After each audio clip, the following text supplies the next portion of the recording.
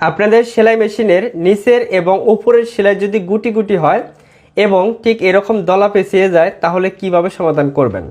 প্রথমেই মেশিনের সুতাটা আপনারা ঠিকভাবে লাগিয়ে নেবেন। দেখেন এই সুতার কার্টুনটাকে মেশিনের সাথে এভাবে প্যাঁচ দিয়ে নেবেন। এরপর এটাকে বলা হয় টেনশন। এই টেনশনের নাটটা টাইট করে উপরের সুতাটাকে একটু টাইট করে নেবেন। এরপরে একটা সেলাই দিয়ে দেখাচ্ছি কীরকম হয়। মূলত নিচের সেলাইটা গুটি গুটি হলে উপরের সুতাটা টাইট করবেন, অর্থাৎ টেনশনের নাট টাইট করে নেবেন, তাহলে সেলাইটা ভালো হবে। এরপরও যদি সেলাই ভালো না হয় এই ববিন কেসটা খুলে এখানে ছোট্ট একটা নাট পাবেন, সেটাকে লুজ করে দিয়ে নিচের সুতাটাকে লুজ করে নেবেন, তাহলে আপনার মেশিনের সমস্যাটা সমাধান হয়ে যাবে। আচ্ছা, এবার আমি সেলাই দিয়ে দেখাচ্ছি। উপরের সুতাটাকে আরেকটু টাইট করে নিচ্ছি, নিচেরটাকে একটু লুজ করে নিলাম। এবার সেলাই দিলে আশা করা যায় একদম অ্যাকুরেট হবে।